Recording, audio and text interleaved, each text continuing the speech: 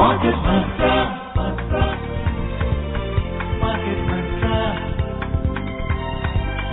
Market Mantra. Market Mantra. Market Mantra.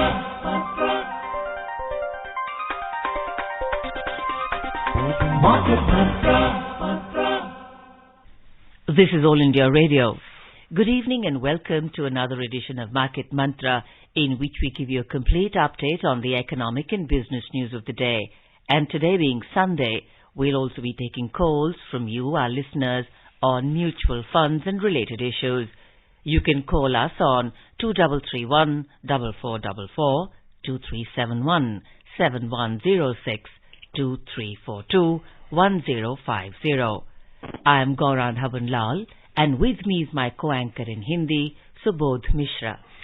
नमस्कार श्रोताओं, कारोबारी खबरों के साथ मार्केट मंत्र हाजिर है। आज रविवार है और हर रविवार की तरह आज भी हम म्यूचुअल फंड से जुड़े आपके सवालों के जवाब देंगे।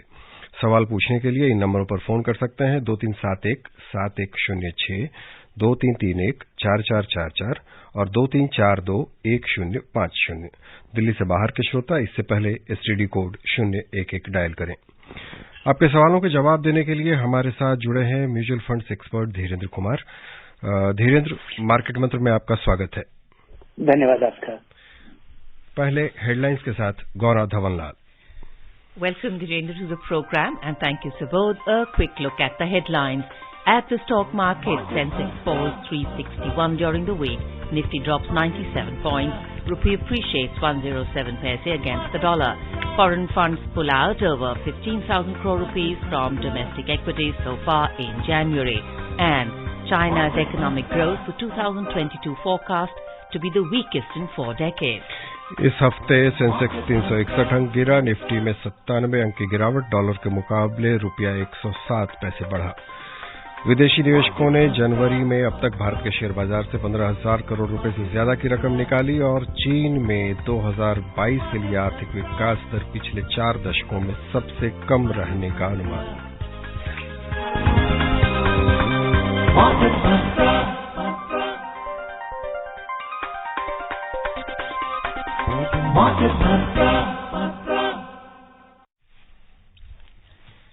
At the stock markets, the Sensex at the Bombay Stock Exchange fell 361 points or 0.6% during the week to close at 60,261 on Friday.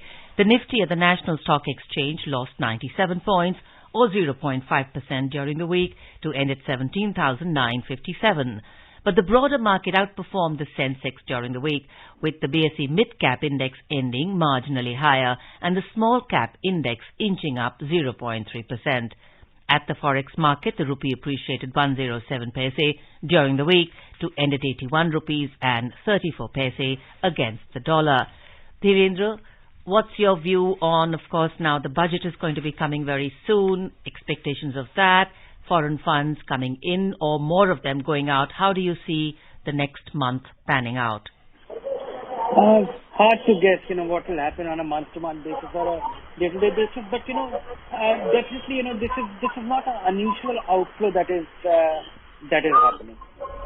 We have definitely seen a deceleration in the scale of outflow on a regular basis that we have seen in the last 1 year. जी धीरेन्द्र, अभी हम RBI governor की भी बात सुनी थी। अभी कुछ statement आए थे कि अभी रेट हाई रहने की ही संभावना है आगे कुछ दिनों तक। ठीक है, इस पर चर्चा हम करेंगे, लेकिन एक कॉलर अभी जुड़ गए हमारे साथ कोलकाता से, अतनु शाह। अतनु, स्वागत है आपका, सवाल पूछिए। हाँ, good evening sir, good evening to everybody sir. My question is sir, am I audible sir? जी जी, आप सवाल पूछें। हाँ, तो my question is how spirituality give up to be a regular investor. I am repeating, how spirituality give up to be a regular investor. Thank you, sir. Regular investor, I think, spirituality, it's, investing is so much an act of discipline. And in fact, saving itself is an act of discipline in a manner that you always have infinite needs and finite resources. So to be able to save is the first hurdle, and then to be able to invest regularly despite the kind of swings that we see in the market on a day-to-day basis, it's nearly impossible to be level-headed and be an investor. So with that, I think, somebody who decides or frames the rules for himself and is able to follow it, spirituality helps. Right. We now welcome Yogesh from Delhi. Yogesh, please ask your question. Good evening sir, Virendra sir को नमस्कार। Sir, मेरा सवाल जो है, मैं काफी समय से एक म्यूचुअल फंड निवेशक रहा हूं और स्टॉक्स में भी अब डायरेक्टली अपने निवेश करना शुरू कर दिया है। अक्सर हम अपने ऑफिस में और कई जगहों पे सुनते हैं, लोग ऑप्शंस और फ्यूचर्स के बारे में बात करते हैं, यूं कहें कि डेरिवेटिव्स में इन्वेस्टमेंट के बारे में बात करते हैं। तो मेरा ये मानना है कि ट्रेडिंग और इन्वेस्टमेंट को अलग अलग रखना चाहिए। और आपका सर इस पे क्या व्यू है, जो ऑप्शंस और फ्यूचर्स पर आजकल ज्यादा रुझान एक देखने को मिला है? नहीं, वो हमेशा ही रुझान रहा है। मैं आपको बताना चाहूंगा कि इसमें रुझान क्यों रहता है, और मैं ये भी आपको बताऊंगा कि इसमें लोगों की क्या स्थिति होती है आमतौर पे अधिकतर लोगों की। सबसे पहले कि एक तरह से लिवरेज ट्रेड है। आप 100 रुपए का शेयर खरीदते हैं, जिसकी जगह आपको केवल 5 रुपया देना पड़े या 10 रुपया देना पड़े, तो आप 100 रुपए के अप्रिसिएशन या डेप्रिसिएशन को आप राइड करते हैं। और 100 रुपए का चीज अगर 105 रुपया हो जाए, तो आपको ऐसे लगेगा कि आपके 10 रुपए के इन्वेस्टमेंट पे 5 रुपए का फायदा हुआ। अगर 10 रुपए का हो, 100 रुपए का चीज अगर 110 रुपया हो जाए, तो आपको लगेगा कि आपका पैसा दुगना हो गया, क्योंकि आपने लगाया केवल 100 रुपया था।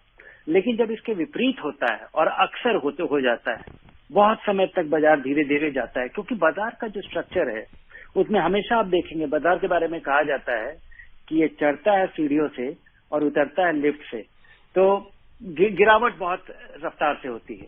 तो ऐसी स्थिति में जब आप इस तरह का लिवरेज ट्रेड करते हैं, और ये जो ऑप्शंस और फ्यूचर्स के जो कॉन्ट्रैक्ट्स हैं, वो नॉर्मली उनका स्ट्रक्चर ऐसा ही होता है। तो अक्सर इसमें आप महीनों सालों आपको फायदा होता रहेगा, और 15 मिनट में किसी एक खास दिन आपका पूरा पैसा डूब जाएगा, आपकी पूंजी डूब जाएगी। इसलिए अगर आप करिए, तो सबसे पहले तो आप समझिए कि आप क्या कर रहे हैं और तब करिए। और दूसरा कि आपका जो एक इन्वेस्टमेंट, जैसा आपने शुरू में कहा कि इन्वेस्टमेंट और ट्रेडिंग को मिक्स नहीं करना चाहिए, और बिल्कुल नहीं करना चाहिए। और मुझे लगता है कि लोगों के लिए ये फन एलोकेशन होना चाहिए।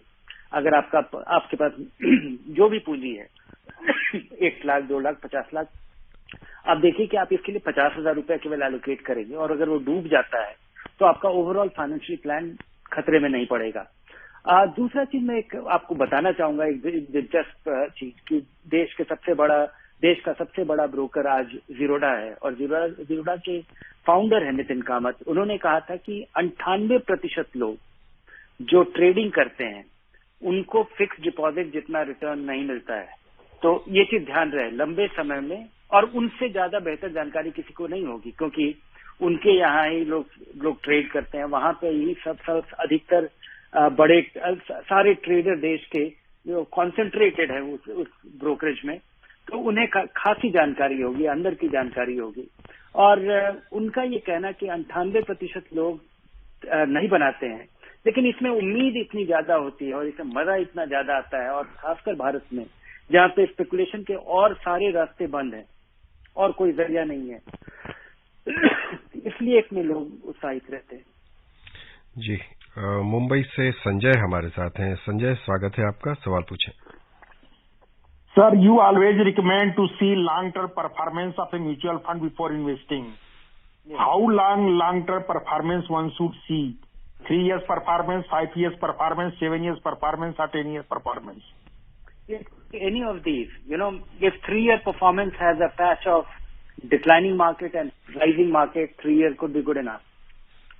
If 3-year period does not have a lean market and only a rising market, then look for a 5-year.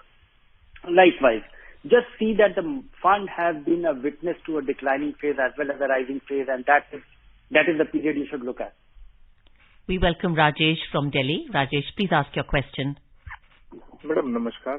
नमस्कार। मेरा क्वेश्चन ये है, मेरी ना एनसीडी है किसी कंपनी में, उसमें एनसीएलटी का केस चल रहा है, मेरे क्या पैसे मिलेंगे मुझे या नहीं मिलेंगे?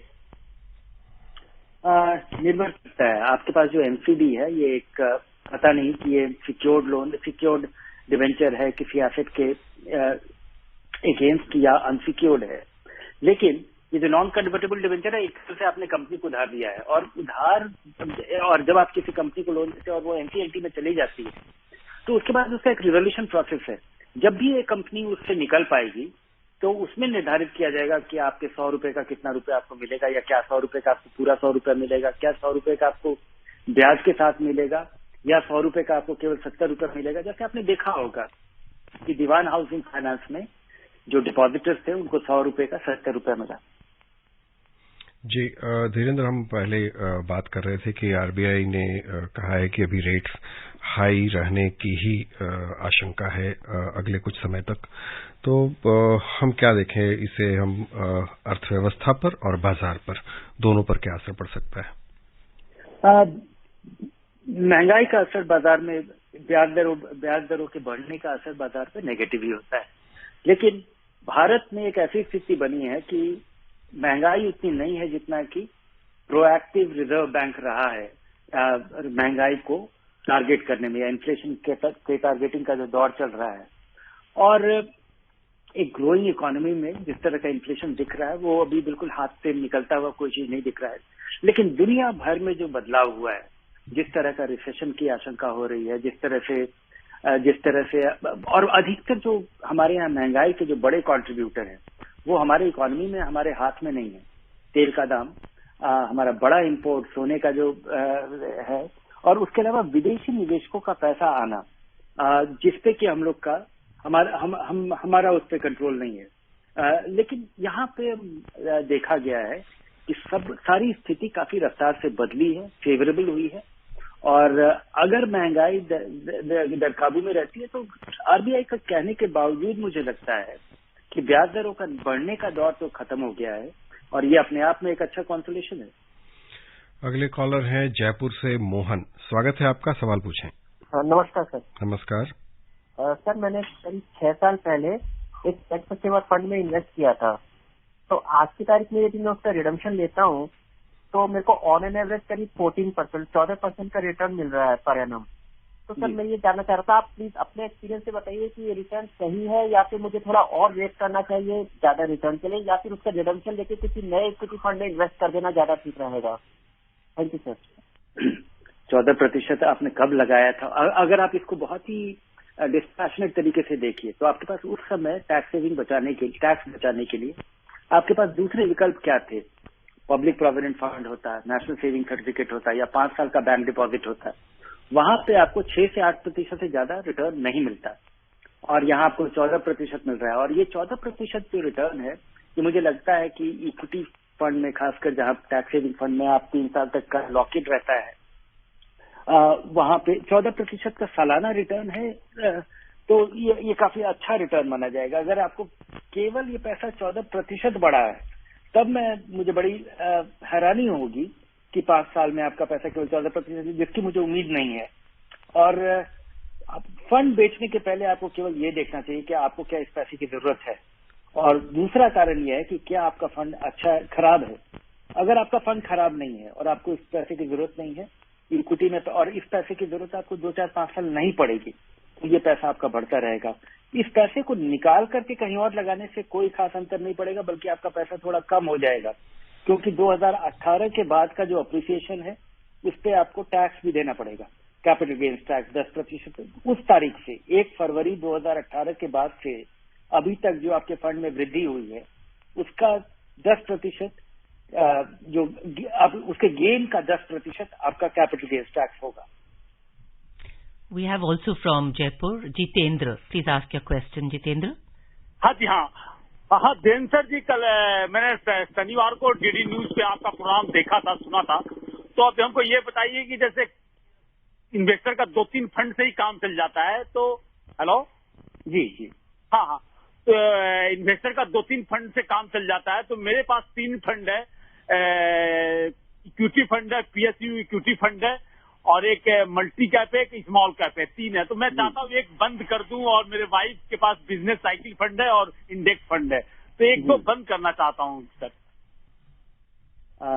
कौन कौन सा कर दूं?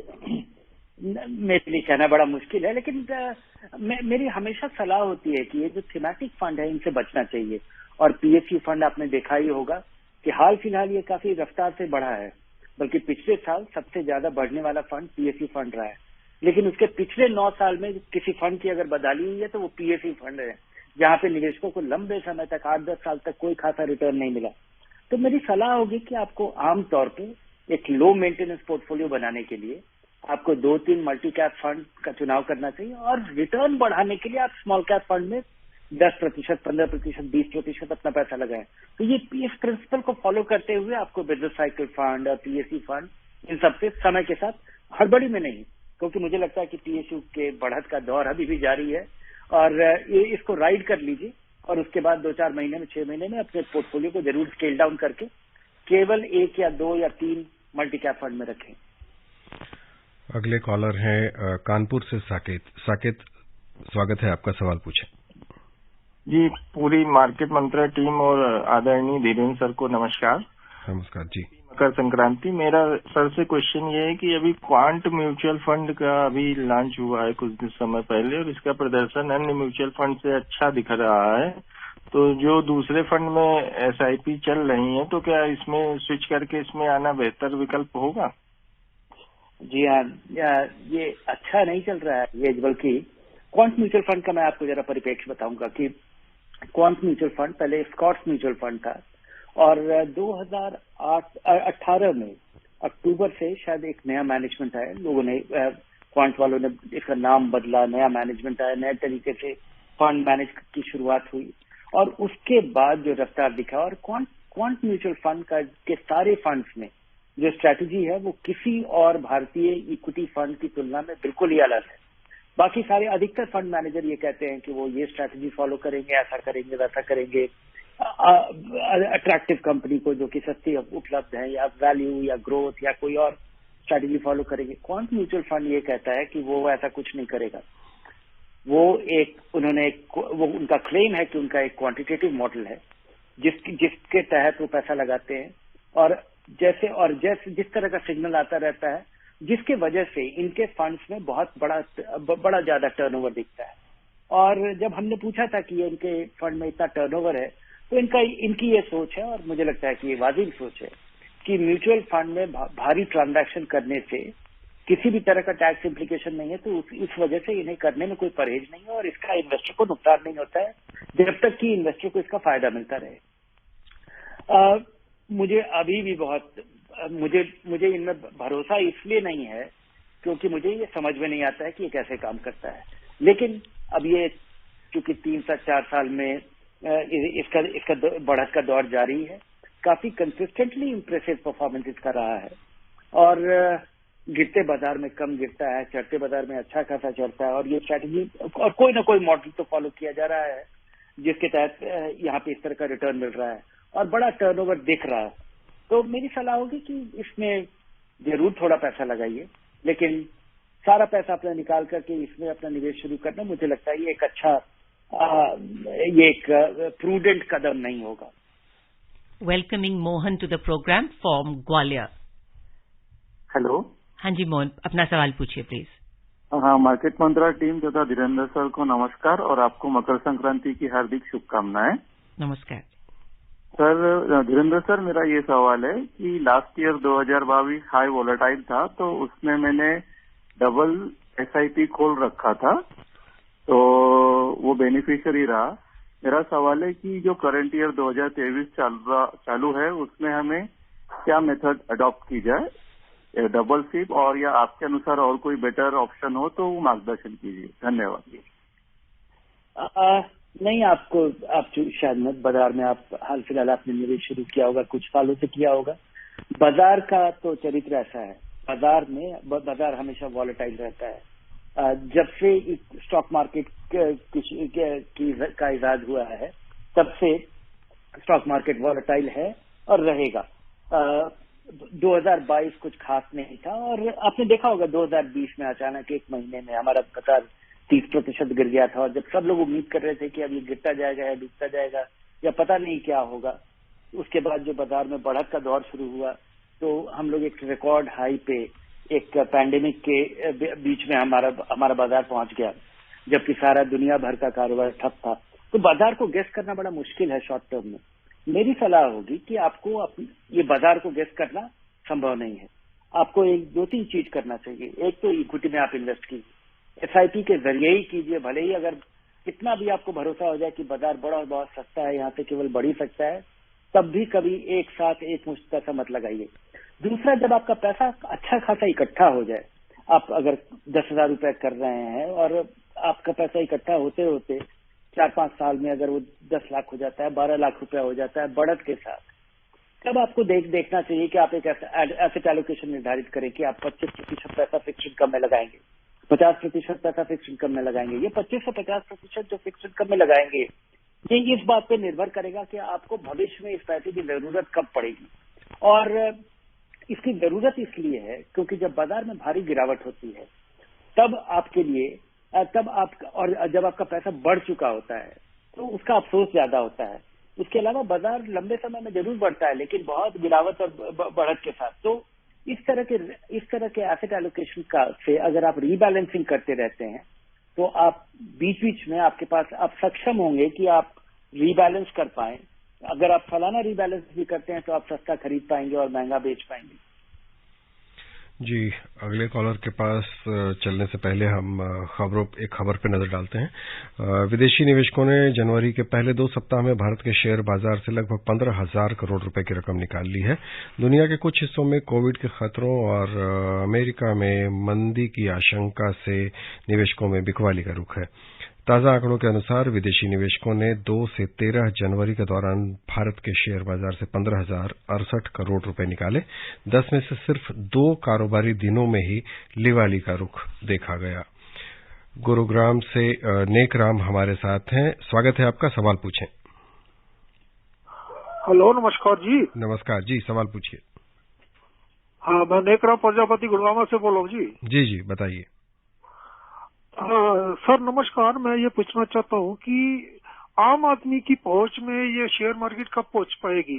बैंक के थ्रू कुछ कार्य होने वाले हैं क्या? म्यूचुअल फंड बैंकों के थ्रू मिलने वाले होंगे, कब होंगे? इसके बारे में बताइए, क्योंकि म्यूचुअल फंड और शेयर मार्केट के लिए स्पेशल मार्केट होती है। वहाँ हर शहर का, गांव का आदमी नहीं पहुंच पाता। शहर के बैंक होते हैं, वहाँ जाके हम काम कर सकते हैं, ले सकते हैं। जी, आज बहुत सारे बैंक, स्टेट बैंक भी म्यूचुअल फंड बेचता है। अगर आपको म्यूचुअल फंड देना है तो आप वहाँ पे और प्राइवेट सेक्टर बैंक तो अधिकतर बैंक, और बहुत सारे पब्लिक सेक्टर बैंक भी, स्टेट बैंक म्यूचुअल फंड बेचता है। लेकिन म्यूचुअल फंड की पहुंच, और खासकर मुझे लगता है कि किसी भी शुरुआती निवेशक के लिए स्टॉक मार्केट में सीधा पार्टिसिपेशन उचित नहीं है। स्टॉक मार्केट काफी खतरनाक हो सकता है अगर आपकी कम जानकारी के आधार पे इसमें अपना निवेश करें। म्यूचुअल फंड एक अच्छी शुरुआत होगी, एसआईपी एक अच्छा जरिया होगा। कम समय के लिए किसी इक्विटी फंड में न लगाएं, ज्यादा समय के लिए, कई सालों के लिए अपना इन्वेस्टमेंट इक्विटी फंड में करें। और आज के दिन ये संभव है अगर आपके पास एक स्मार्टफोन है, अगर आपके पास कोई जनधन अकाउंट है जिसमें कि आप ऑनलाइन एक्सेस कर सकते हैं, अगर आप अपने स्मार्टफोन से आप यूपीआई का पेमेंट कर पाते हैं, और आपके पास आधार कार्ड है, तो आप पूरी तरह तैयार हैं म्यूचुअल फंड में इन्वेस्ट करने के लिए। और म्यूचुअल फंड में किसी भी अच्छे 1 या 2 इक्विटी फंड में आपका चुनाव कीजिए। और ये 3 चीज अगर आपके पास है, स्मार्टफोन, कनेक्टिविटी और आधार कार्ड और जनधन और बैंक अकाउंट, तो आप 15 मिनट में म्यूचुअल फंड में निवेश कर सकते हैं। We welcome from Greater Noida, Mr. SPS Jain. हाँ, नमस्कार जी। धीरेन्द्र जी को भी नमस्कार। नमस्कार जी। ये अभी इक्विटी बेस्ड म्यूचुअल फंड्स का अभी कोई भरोसा नहीं है कि कभी ऊपर जाते हैं, कभी नीचे।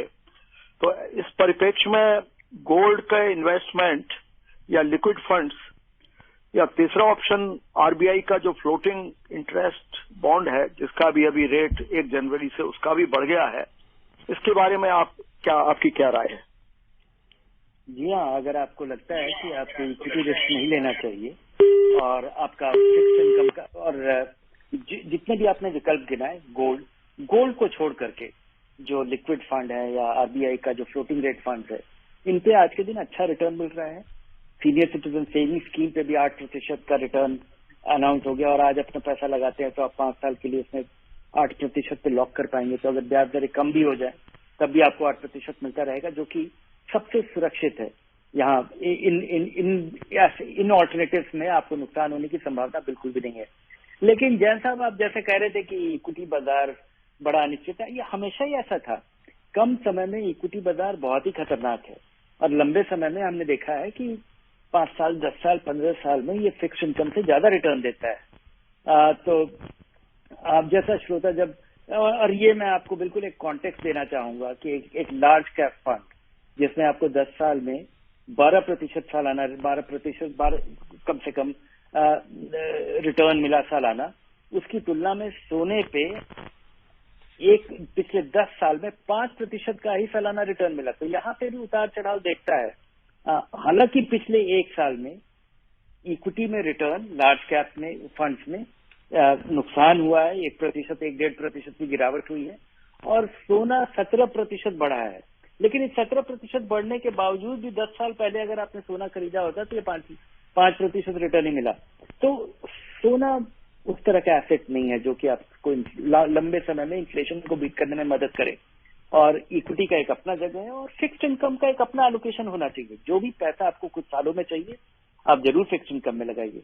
जो भी पैसा आपको लगता है कि आपको इक्विटी से निकाल लेना चाहिए, जिस वजह से इस बाजार के उतार चढ़ाव को आप झेल पाएंगे, वो पैसा जरूर आपको इक्विटी में लगाना चाहिए।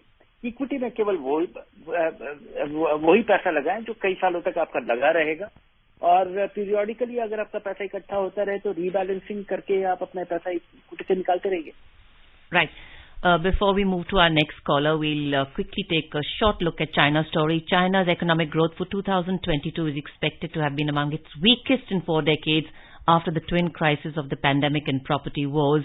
According to the news agency AFP, analysts forecast an average 2.7% year-on-year rise in gross domestic product in China for the year 2022, sharp plunge from China's 2021 growth of more than 8%.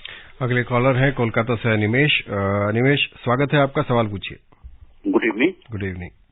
This is Animesh Bhattacharya from Kolkata. जी sir, I have 2 questions for you. One is, sir, we are talking about net banking. There are so many remote villages and they do not have even 2G phone connection.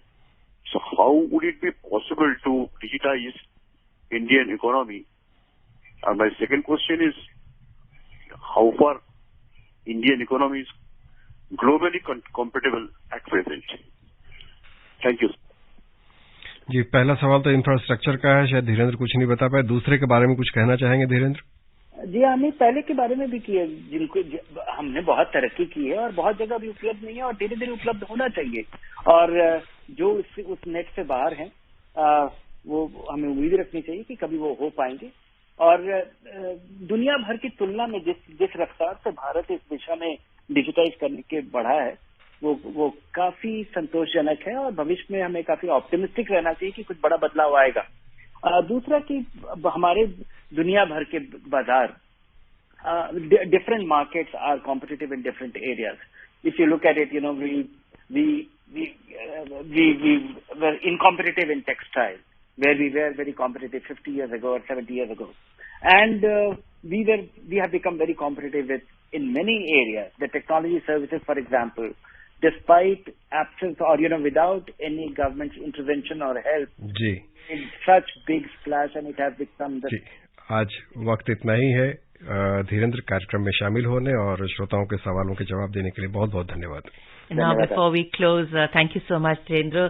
We'll take a reminder of the headlines. At the stock market, Sensex falls 361 points during the week. Nifty drops 97 points. Rupee appreciates 107 paise against the dollar. Foreign funds pull out over 15,000 crore rupees from the domestic equities so far in January. And China's economic growth forecast for 2022 to be the weakest in 4 decades. And that's it in this edition. Namaskar. Market